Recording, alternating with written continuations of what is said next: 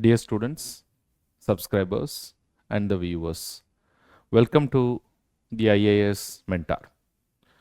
This would be our next lecture in the series Indian Polity, and this will be our lecture number 76. In the last lecture, we are looking into the topic of presiding officers. To be very specific, in the presiding officers, we are looking into the topic of the speaker and the deputy speaker. But the topic of presiding officer would not be complete without covering the topic of the chairman and the deputy chairman of Rajya Sabha. As the speaker and the deputy speakers are the presiding officers of Lok Sabha, the chairman and the deputy chairman are the presiding officers when it comes to the Rajya Sabha. Therefore, in this lecture, we will try to understand the presiding officers in case of what is called as the Rajya Sabha. We will try to understand the chairman, his powers and functions. We will also try to understand the deputy chairman who is also elected from among the members of the house. And of course, certain other constitutional provisions related to parliament. We'll touch upon the topic like the leader of opposition, the leader of the house.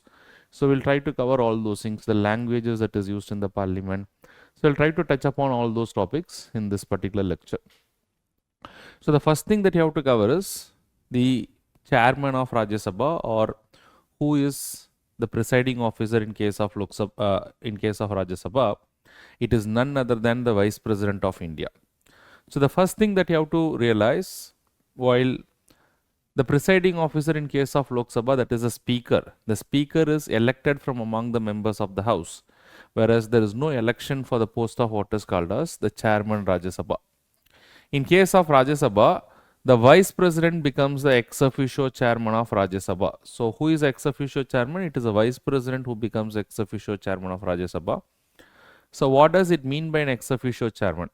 Ex officio chairman means by virtue of one's status, he or she automatically becomes the chairman of Rajya Sabha.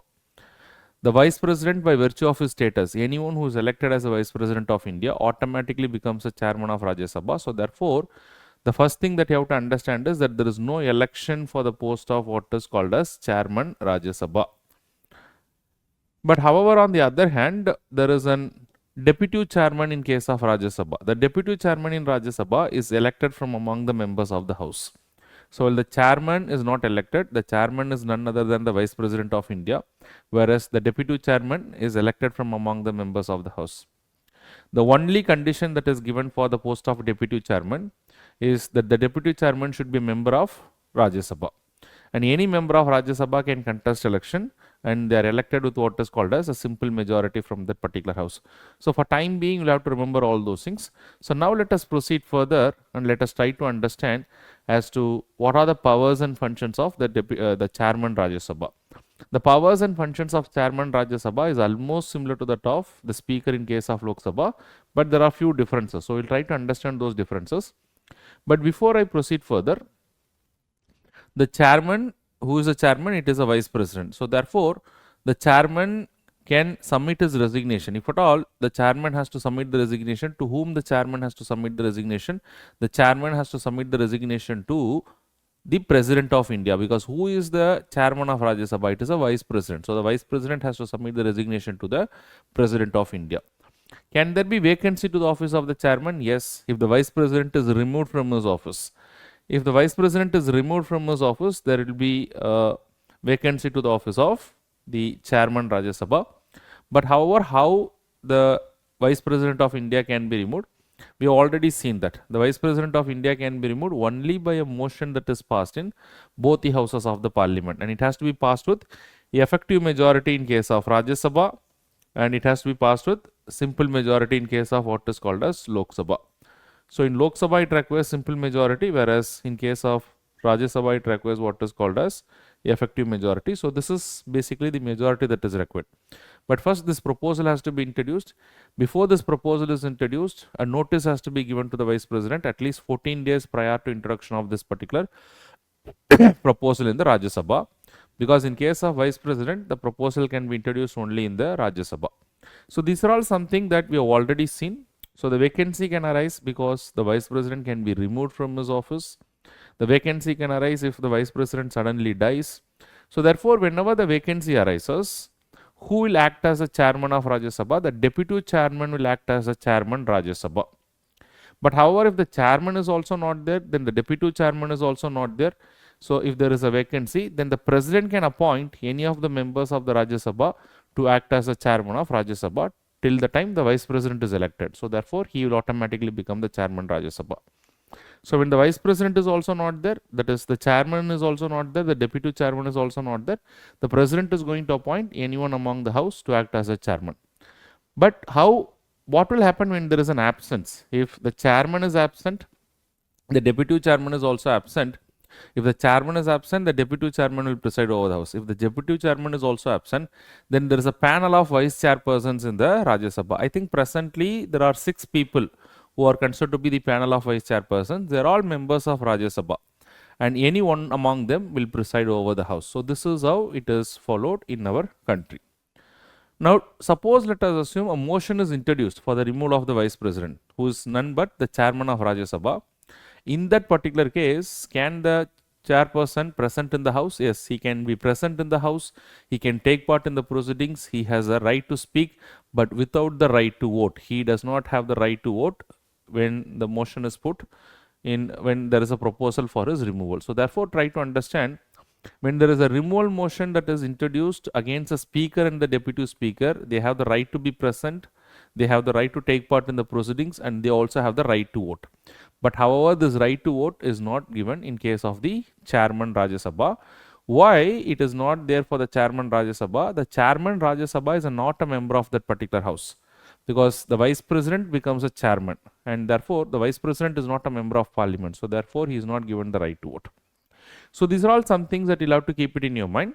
There are few more provisions that you have to discuss, but first let me discuss the powers and functions of the chairman Rajya Sabha.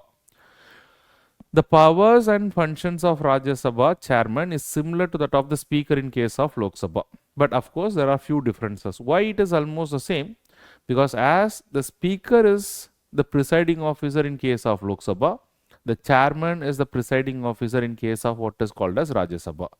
So therefore, he performs a similar function as the speaker has performed in Lok Sabha. All those things will be done by the chairman in case of Rajya Sabha. So the first and foremost thing is he has to maintain the decorum in the house. He is like, as I already said, he is like a teacher in the class. So probably in the Rajya Sabha, he plays a similar role as that of the speaker in Lok Sabha. So trying to maintain the decorum in the class, decorum in the house. He can ensure discipline among the members. If they engage in indisciplinary activities, punishment may be given, disciplinary actions may be initiated, including suspension of the members. And apart from that, the chairman Rajya Sabha will carry out the proceedings only when there is a quorum. So what constitutes quorum in case of Rajya Sabha? In Rajya Sabha also, quorum is not less than 1/10 of the total membership of the house. 1/10 of the total membership of the house is what constitutes quorum. So this is what actually that constitutes quorum in that particular house. So it has to be minimum 1/10 of the total membership of the house. And apart from that, if there is any dispute in that particular house, or if there is any confusion with regard to interpreting the rules in that particular house, who is the final authority to interpret all those things? It is a chairman who is the final authority to interpret all those things. And it is also the chairman who is the final authority to disqualify the members of the parliament on the grounds of defection in case of Rajya Sabha. So if any member of parliament in the Rajya Sabha has defected, they have politically defected as per the schedule 10 of the constitution, as per the anti-defection law, which I already discussed. Who is the disqualifying authority in case of Rajya Sabha? It is a chairman. In case of Lok Sabha, it is the speaker. Further, the chairman Rajya Sabha, as a part of the powers that is conferred upon the constitution, will have the right to exercise what is called as casting vote. When I say he has a right to exercise what is called as casting vote, so voting powers of the chairman, this is not speaker. He will exercise what is called as casting vote. When I say he will exercise casting vote, he does not exercise the right to vote in the first instance. And when the chairman can exercise the vote, when there is something which is called as equality of votes. In case of equality of votes, to break the equality of votes, the chairman can exercise what is called as the casting of vote. But however, unlike the speaker Lok Sabha, the chairman here in case of Rajya Sabha does not exercise two powers. And those two powers are only the exclusive power of the speaker Lok Sabha. The first and foremost power is that While the Speaker Lok Sabha can certify a bill as a money bill, the Chairman Rajya Sabha does not have the power to certify a bill as a money bill. It is only the power of the Speaker Lok Sabha. Now, the second thing is, whenever a joint sitting is convened by the President, when there's a deadlock between two houses, and when the President convenes a joint sitting, who will be in a position to preside over the joint sitting? It is only the power of the Speaker Lok Sabha to preside over the joint sitting and not the Chairman Rajya Sabha. In fact, if the Speaker is not there, it will be presided over by the Deputy Speaker. If both the Speaker and the Deputy Speaker is not there, it will be presided over by the Deputy Chairman of Rajya Sabha. But the Chairman Rajya Sabha does not get to preside over what is called as the joint sitting. So therefore, these two powers are not to the Chairman, but otherwise he exercises similar function as that of the Speaker in case of what is called as the Lok Sabha. So these are the important understanding. You will have to have it in your mind. But however, the presiding officer topic would not be complete unless and until we discuss what is called as a Deputy Speaker in case of Rajya Sabha. Sorry, Deputy Chairman in case of Rajya Sabha. So who is this Deputy Chairman in case of what is Rajya Sabha? A Deputy Chairman is someone who is elected from among the members of the House. Anyone who is elected from among the members of the House can become what is called as a Deputy Chairman. But whereas a Chairman is an ex officio Chairman.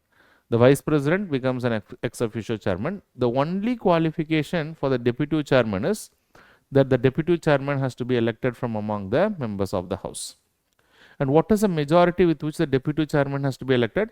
The Deputy Chairman is elected from among the members of the House by what is called a simple majority. So anyone who has got a simple majority, they can be elected as what is called as the Deputy Chairman of that particular House.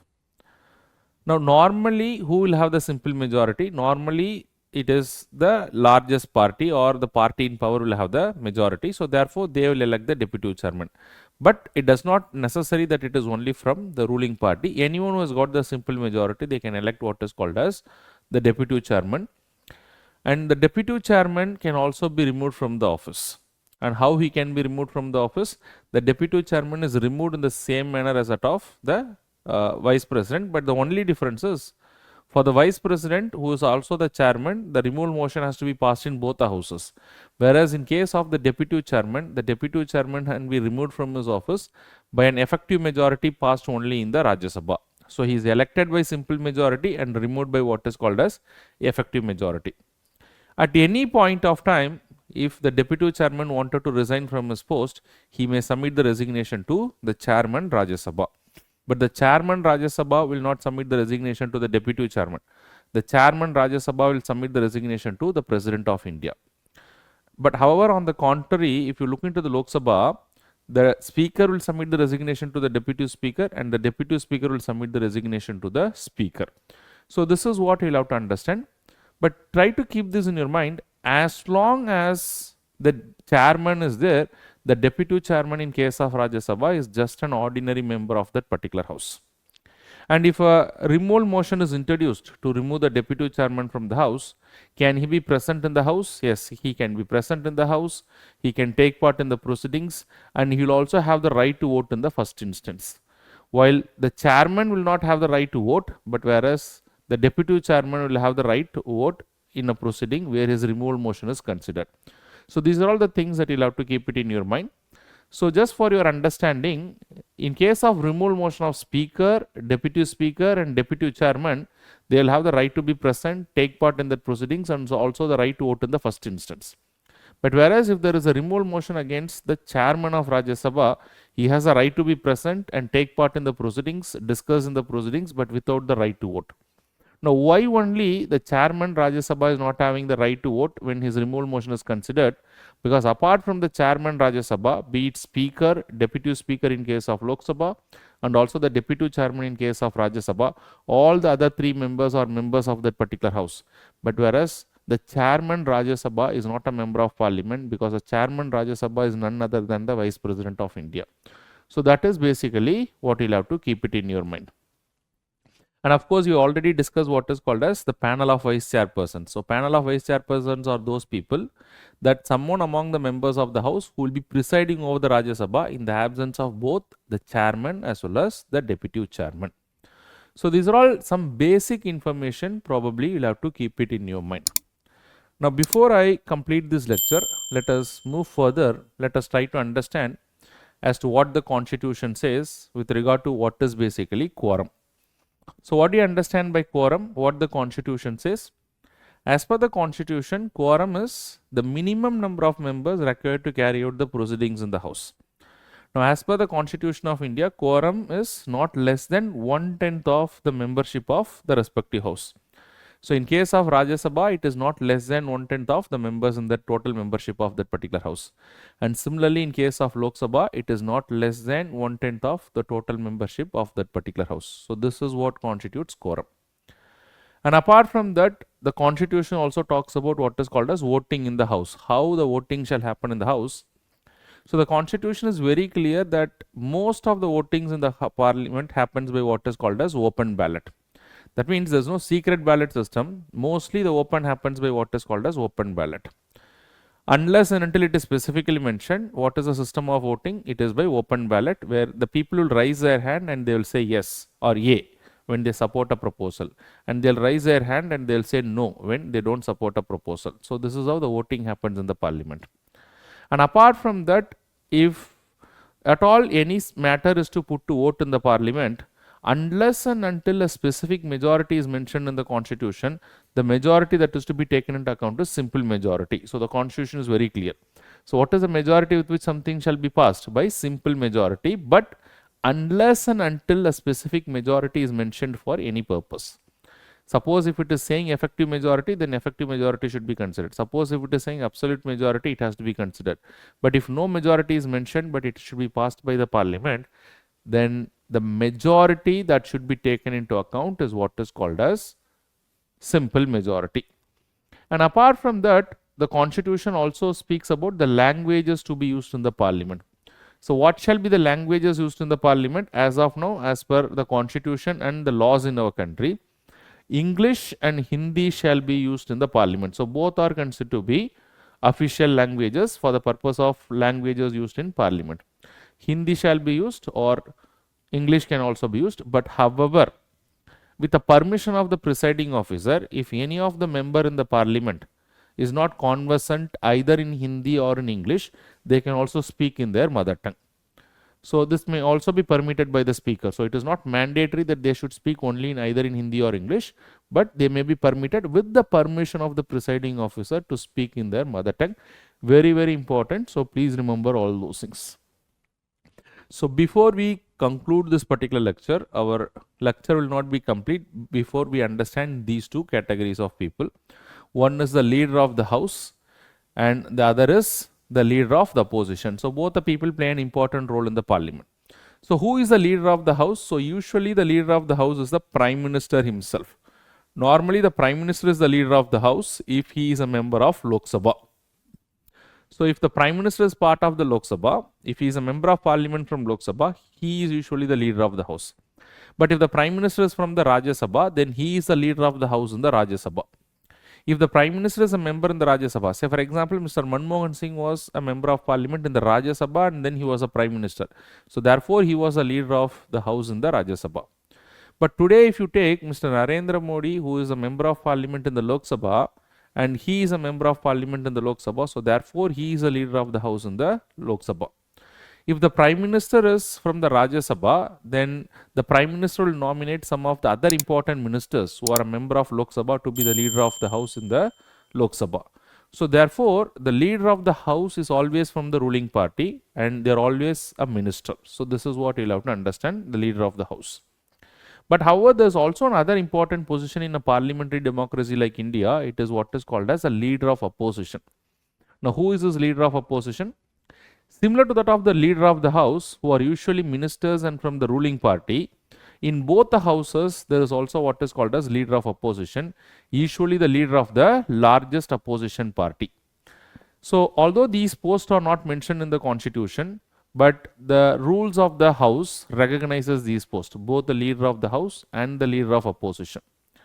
In fact, the single largest party in the Lok Sabha would be considered to be the opposition party, provided it has got certain strength.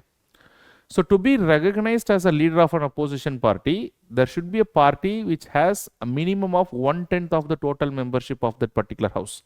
So in Lok Sabha, if any party is having not less than 1/10 of the total membership of the house, then in that particular party, the leader would be considered to be leader of opposition in the Lok Sabha. In the Rajya Sabha, if any party is having not less than 1/10 of the total membership of the house, now in the Rajya Sabha, the leader of that particular party would be considered to be what is called as the leader of opposition.